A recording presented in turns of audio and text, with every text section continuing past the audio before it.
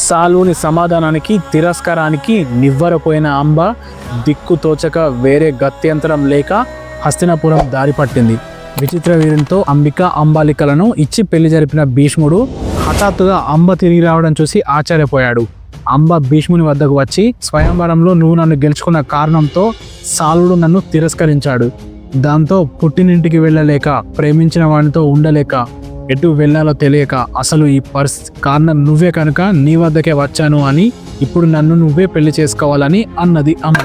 అందుకు భీష్ముడు ఎంతో విచారించి, అంబ నీ పరిస్థితిని నేను అర్థం చేసుకోగలను, నా వల్లనే నీకు ఈ దుస్థితి వచ్చిందని అంటున్నావు, కానీ నేను నిన్ను క్షమాపణలు మాత్రమే కోరగలను, నిన్ను పెళ్లి చేసుకోలేను, రాజసింహాసనానికి దూరంగా ఉంటూ అజన్మాంతం బ్రహ్మచారిగా పాటిస్తానని నేను ఎప్పుడూ శపథం చేశానని చెప్పాడు.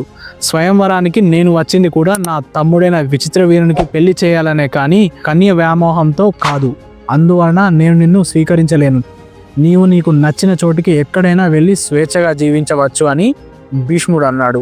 ఆ మాట వింటూనే అంబ తీవ్రమైన కోపంతో రగిలిపోయింది. ఏమిటి భీష్మ నువ్వు అంటున్నది?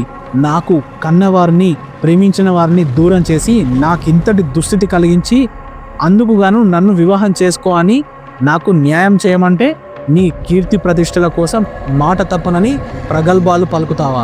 ఇదిగో ఇప్పుడే చెప్తున్నాను విను, ఇది నా శబ్దం. నేటి నుండి నిన్ను చంపే క్షణం కోసం నేను బ్రతుకుతాను.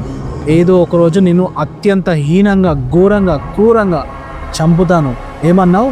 నాకు నచ్చిన చోటికి వెళ్ళమన్నావు కదా, వెళ్తాను. ఇప్పుడే నిన్ను చంపడానికి కావలసిన శక్తిని సంపాదించుకోవడానికి తపోవనానికి వెళ్తాను. అది ఇప్పుడు నాకు నచ్చిన చోటు.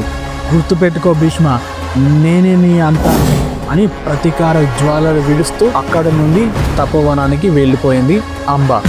తర్వాత ఏం జరిగిందో నెక్స్ట్ వీడియో చూద్దాం. Please subscribe to the channel.